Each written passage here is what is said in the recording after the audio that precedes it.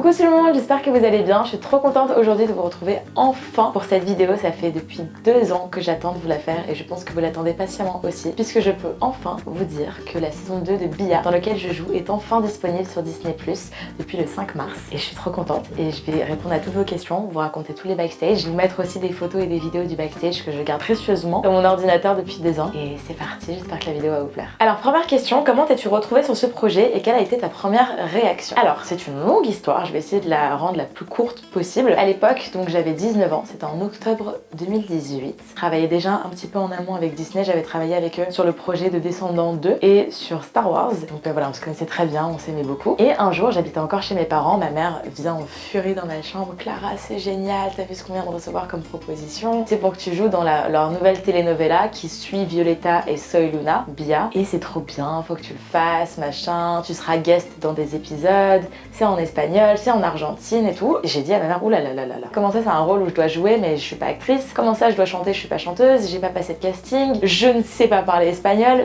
je ne vais pas aller à l'autre bout du monde toute seule. Ça me paraissait monumental et j'étais terrorisée et je me sentais pas du tout légitime du tout de faire ce projet puisque je comprenais vraiment pas pourquoi est-ce qu'il me voulait moi. J'avais pas du tout confiance en moi, je me croyais incapable de rien, je suis pas actrice, j'ai pas passé de casting. Ça se prouve, je chante comme une casserole et je joue comme une casserole. Donc j'ai dit à maman, mais pas du tout, enfin je vais jamais partir à l'autre bout du monde et tout. Et il faut savoir qu'à l'époque j'étais quelqu'un qui dépendait beaucoup trop de sa famille et de ses amis. En fait j'avais tellement peu confiance en moi que je dépendais tout le temps des autres pour tout, mais pour toute décision dans ma vie. Et du coup au début je m'en suis pas du tout rendu compte, je me rendais même pas compte de l'enjeu que c'était et de la belle proposition que c'était. Et j'ai eu de la chance que Disney et que mes parents soient restés derrière moi puisqu'ils ont attendu 3-4 mois pour que je donne ma décision finale. Moi en fait j'avais directement dit non par peur et parce que je me sentais incapable de le faire. Et en fait derrière ma mère, elle disait à Disney, laissez-lui un peu de temps, je pense qu'elle a pas compris l'enjeu que c'était, on verra un peu plus tard. Et Disney a été incroyable avec moi et en fait ce qu'ils m'ont fait c'est qu'un jour ils m'ont fait un peu un rendez-vous surprise où j'ai été dans une salle et je venais pour autre chose et en fait je savais pas que je venais pour Bia et ils m'ont installé à une table et ils m'ont dit bon alors si jamais tu veux faire Bia, voici ce qu'il en est. Et en fait, ils m'ont tout énuméré un par un. Et moi, je suis quelqu'un de très organisé dans ma tête, donc ça m'a vachement rassurée d'avoir toutes les infos, tous les détails. Ils m'ont dit, tu seras logé là, t'auras ci, t'auras ça, comment ça va se passer une journée type. T'auras des cours de chant, des cours de danse, des cours d'espagnol. J'avais pas de cours de chant, des cours de danse, des cours d'interprétation, des cours de théâtre, des cours d'espagnol. Et tu vas être trop bien encadré. Ta maman peut venir les premiers jours. On te prend un appartement, donc tu peux faire venir qui tu veux. Ils ont été trop mignons, vraiment trop mignons, trop bienveillants. J'avais une dame en plus qui venait des États-Unis qui était là pendant ce rendez-vous. Et c'est la dame qui a casté toutes les personnes qu'on connaît depuis petit sur Disney. C'est elle qui a casté tous les acteurs dans High School Musical, c'est elle qui a casté tous les Lizzie McGuire et tout. Donc c'est vraiment une grande dame et du coup elle m'a vachement impressionnée. Elle m'a dit, je pense que c'est une opportunité qu'il faut pas que tu rates et t'inquiète pas, je te jure que tout est mis en place pour que tu puisses y arriver. On te fera pas venir si tu peux pas y arriver. Au début c'était un peu flou et en fait après ce rendez-vous tout a été beaucoup plus clair et c'est vraiment là où ça m'est venu en tête en mode ah oui ok, donc c'est un gros truc. Et après, long story short, à un moment donné, je dormais chez moi, encore chez mes parents. Je me suis réveillée, vous savez parfois quand vous vous réveillez dans votre sommeil, que vous répondez à des SMS de copains ou de trucs et tout, que vous vous rendormez, et que le matin, comme vous êtes en train de en somnolence, vous savez quand vous êtes un peu voilà, à moitié endormi et que vous vous souvenez plus trop de ce que vous avez écrit pendant la nuit en répondant à des SMS. Bah moi c'est ce qui s'est passé, un jour je me suis réveillée vers 5h du matin et j'ai répondu dans un groupe WhatsApp, ok c'est bon je vais faire le projet. Je me suis endormie, le matin je me suis réveillée et avec plein de mails, ok voici ton programme, tes billets d'avion, ton truc. Et je suis partie voir maman, je lui ai dit bah on a accepté. Elle m'a dit mais oui mais t'as envoyé un message. Et j'ai fait ok, je peux plus reculer. J'ai pas envie que ça paraisse prétentieux dans le sens où j'ai attendu autant de temps pour dire oui à une opportunité pareille. C'est vraiment juste qu'à l'époque j'avais pas du tout confiance en moi, j'étais terrorisée, j'avais peur de partir aussi loin sans mes proches, j'avais peur de pas être là pendant 2 mois, d'être séparée d'eux. Pour moi c'était quelque chose de très dur et surtout j'avais pas confiance en moi en fait, je me voyais pas du tout jouer en espagnol et chanter en espagnol et ça a été l'expérience qui m'a changé la vie. Donc vraiment si j'ai un message à faire passer, c'est vraiment de faire face à ses peurs, de sortir de sa zone de confort, d'avoir confiance en soi ou alors si on n'a vraiment pas confiance en soi comme moi, forcez-vous et même si on n'a pas le choix, même si on n'a pas envie, même si on croit pas en nous, moi ça m'a vachement aidé et cette expérience et ce voyage m'a totalement changé la vie. Donc voilà, et je suis trop contente de pouvoir partager ça avec vous. Décris-nous l'histoire en quelques mots. Alors, Bia, c'est pas une suite, mais c'est exactement le même concept que Violeta et Soy Luna. C'est fait voilà, dans le même pays, un peu parfois les mêmes personnes et tout dans la prod. Et d'ailleurs, ça m'a fait trop rire parce que j'ai vu sur Twitter quand ça a été annoncé il y a 1 an et demi que je jouais dans Bia, la nouvelle telenovela Disney. Tout le monde était en mode MDR, elle se prend pour Violeta, machin. Honey, c'est la suite. Et donc pour l'histoire, il y a une fille qui chante, un garçon qui chante. Une histoire d'amour compliquée avec des histoires de famille compliquées. L'actrice principale qui s'appelle Isabella, qui est Bia dans la série, a perdu sa sœur, sa grande sœur, qui a disparu depuis des années et voilà, elle va avoir des retrouvailles, il va avoir de la musique, des histoires d'amour compliquées à l'école. Ils ont mis enfin les réseaux en place dans la série, donc on parle beaucoup de réseaux, d'influenceurs, d'influence. Et donc il y a deux agences, une agence un peu des méchants, voilà, avec des gens juste qui sont là pour l'argent et pour être connus, et une agence un peu de personnes qui sont vraiment talentueux et qui veulent partager leur talent auprès des abonnés. Donc c'est vraiment intéressant et j'ai vraiment beaucoup aimé la façon dont ils ont mis en place le nouveau système d'influenceurs et de mettre les réseaux dans les séries, puisqu'on voit de plus en plus ça et que parfois ça peut être abordé trop subtilement ou alors trop différemment de ce que nous on le voit et comment on le vit, et je trouve que ça a été super bien mis en place, donc voilà, mais franchement l'histoire est très très cool et trop hâte que vous voyez un peu tout ça. Quel est ton rôle dans la série? Alors mon rôle, j'ai eu la chance de pouvoir jouer moi-même, ce qui n'est pas si simple que ça au final. J'ai eu la chance de pouvoir jouer Clara Mars, donc ils ont un peu accentué la chose, mais c'est en mode Clara Mars, l'influenceuse, la chanteuse française, vient dans un bar qui est connu chanter tous les soirs, et donc c'est là où je rencontre Manuel, donc le garçon principal de la série, qui lui travaille dans ce bar, et je sais qu'il chante et je l'entends chanter et on chante ensemble parfois, et mon rôle est de le faire chanter sur scène au lieu de le faire travailler derrière dans le bar. Et en plus de ça, j'ai eu la chance d'avoir une scène qui est très très belle dans toute la série, c'est que grâce à moi, les deux personnages principaux, donc Bia et Manuel, chantent ensemble sur scène pour la première fois, donc c'est vraiment le Graal dans les séries comme ça. Je suis contente puisque mon petit rôle a fait que ça a pu arriver, donc voilà. Je crois que c'est la question qui m'a été le plus revenue depuis le début, c'est est-ce que je parlais espagnol? Alors je ne parlais pas un mot d'espagnol, du tout.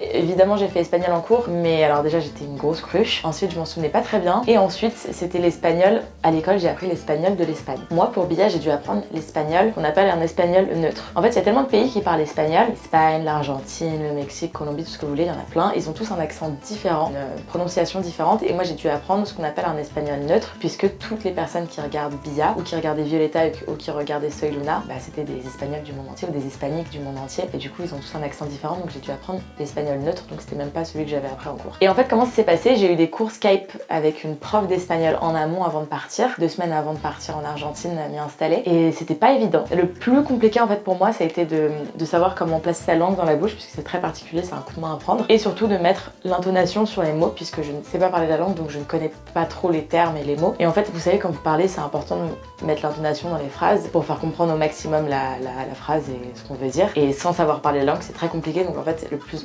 compliqué pour moi c'était de mettre l'intonation et de retenir quand est-ce qu'il fallait que je sois plus aiguë, plus grave dans les phrases. Et évidemment j'ai pas eu le temps, en 5 semaines sur place et 2 semaines en amont en Skype, j'ai pas eu le temps d'apprendre la langue, donc je ne sais pas trop parler espagnol, j'apprenais juste la phonétique de la phrase. Donc en fait c'est comme si vous apprenez une chanson par cœur en espagnol, et bien je répétais en boucle avec la bonne intonation, et après ça m'est venu tout seul. Après évidemment sur place je essayé de me débrouiller en espagnol, puisqu'ils parlent pas du tout français, ils parlent très peu anglais, du coup on se débrouillait, et puis maintenant si on me met je pense avec des hispaniques je peux me débrouiller. J'ai eu une révélation pour cette langue et j'adore, franchement j'adore, alors que du coup avec les cours j'étais pas obsédée par l'espagnol, maintenant je suis affolée par l'espagnol, et à chaque fois je me regarde des séries en boucle que en espagnol, et j'essaie de pas mettre les sous-titres, comme ça je me dis ça y est, je peux comprendre l'espagnol. C'était une très belle expérience, et je pense que c'est ce qui m'a rendu le plus fière de toute mon aventure, c'est d'avoir appris l'espagnol et d'avoir sorti un bel accent. Du moins j'espère que je m'en suis bien sortie. Si jamais vous êtes espagnol ou quoi, que vous savez parler la langue, dites-moi si je m'en suis bien sortie, mais je pense que c'est ce dont je suis le plus fière. Combien de temps a duré ton séjour? Alors j'ai eu la chance de pouvoir rester 5 semaines sur place en Argentine. Malheureusement c'était que 5 semaines, puisqu'après j'avais déjà des trucs de prévu en fin avril, début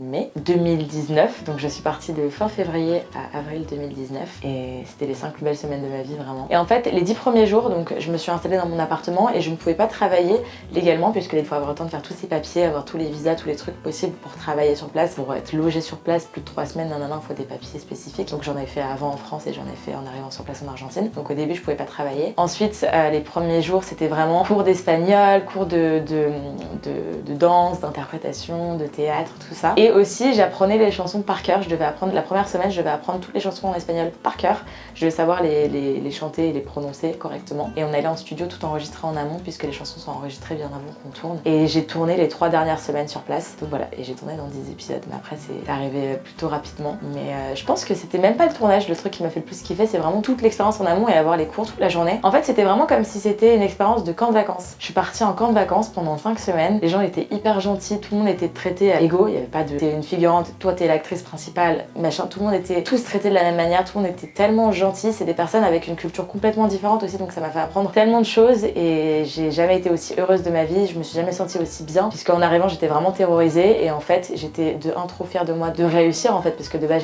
j'avais très peur aussi de pas m'en sortir, et dans le chant et dans l'acting et dans l'espagnol, et j'étais trop fière de moi de m'en sortir au niveau du travail. J'étais tellement fière aussi de sortir de ma zone de confort, puisque je suis quelqu'un de plutôt réservé, très timide. Quand j'ai pas quelqu'un que je connais ou un pilier pour me raccrocher, je suis complètement déstabilisée et perdue et paniquée, et surtout à l'époque quand j'étais plus jeune, et j'étais trop fière de moi. Bah, à un moment donné faut y aller quoi, tu serres les dents et t'y vas. Mais voilà, évidemment je fais des réponses de 50 lignes. Qu'est-ce qui s'est passé à partir du moment où tu as accepté? Alors du coup on a tout mis en place, les billets d'avion, mon appartement, j'avais un très bel appartement et j'ai eu trop de la chance, ils m'ont pris un deuxième appartement pour ma maman et ceux qui devaient me rendre visite, parce que j'avais dit à des copains si jamais vous voulez venir, venez. Sauf que de un c'était beaucoup trop long, puisque c'est quand même très loin l'Argentine pour eux, et mes amis étaient en cours, et en fait au-delà de ça, moi je pense que ça m'a fait du bien d'avoir vraiment personne et d'être livrée à moi-même pendant tout ce temps. Donc on a commencé à mettre en place les cours d'espagnol, je recevais les scripts, mais en fait les scripts changeaient constamment, vraiment on avait la version définitive du script limite le jour J ou la veille du tournage. Donc bon, les scripts au début je les apprenais, puis après j'ai compris que ça servait à rien de les apprendre par cœur puisqu'ils changeaient constamment, mais c'était des petites phrases qui changeaient. Je me suis occupée de mon propre dressing, j'ai aidé à créer toutes mes tenues, puisque j'avais la chance de jouer mon propre personnage, de pas être trop décalée de ma vraie réalité et comment je m'habille. Du coup voilà, mais c'était très fun, vraiment c'était très fun.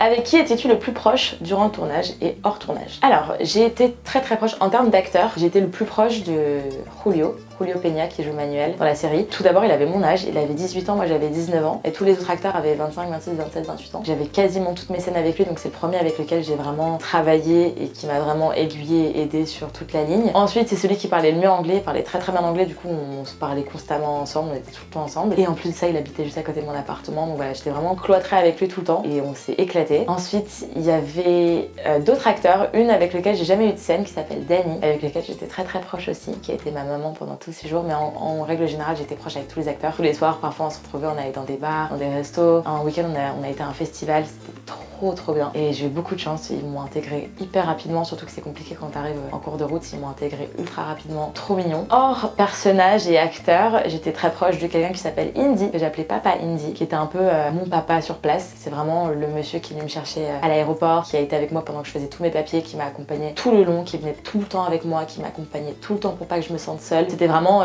mon papa de l'aventure, et il était là pour tout et n'importe quoi. Un jour je me souviens, le premier jour, alors pourtant je suis vraiment pas tête en l'air, hein, mais le premier jour je sors de mon appartement, et c'est des appartements où tu claques, si t'as pas la clé tu peux pas rentrer, et j'ai laissé la clé à l'intérieur. Je sais pas ce qui s'est passé, j'ai laissé la clé à l'intérieur, je suis partie, j'ai claqué, et j'avais pas mon téléphone en plus. Je me suis rendu compte que j'avais laissé les clés à l'intérieur. J'ai dû partir à la réception, essayer d'expliquer en je ne sais quelle langue que je me suis enfermée, que mon téléphone est là-haut, mais que je n'ai pas le contact du mec parce que je connais pas son numéro par cœur et tout. C'était un délire, il a été là tout de suite et c'était vraiment trop drôle. On a vécu les 400 coups ensemble, c'était vraiment mon papa sur place. J'ai aussi été très proche avec mes professeurs, ma prof d'espagnol notamment et ma prof de théâtre. C'était vraiment des gens incroyables et j'espère vraiment les revoir un jour, puisqu'on est un peu tous séparés dans les quatre coins du monde, mais j'ai eu de la chance. Vraiment, j'ai été tellement bien entourée, et je pense que c'est ça aussi qui a fait une grande partie du bonheur de cette expérience. Comment est la vie en Argentine? Comment est la culture? Alors, pourtant j'en avais jamais trop entendu parler. Enfin, c'est un pays qui m'avait jamais plus attiré que ça. Mais l'Argentine est un pays ultra beau, encore plus Buenos Aires, parce que c'est la ville qui ressemble le plus à une ville européenne. Ça ressemble vachement à Paris, un petit peu Madrid et tout, dans la ville, l'architecture. C'est une ville qui est extrêmement belle. Vraiment, si vous avez l'occasion d'y passer un jour, allez-y, c'est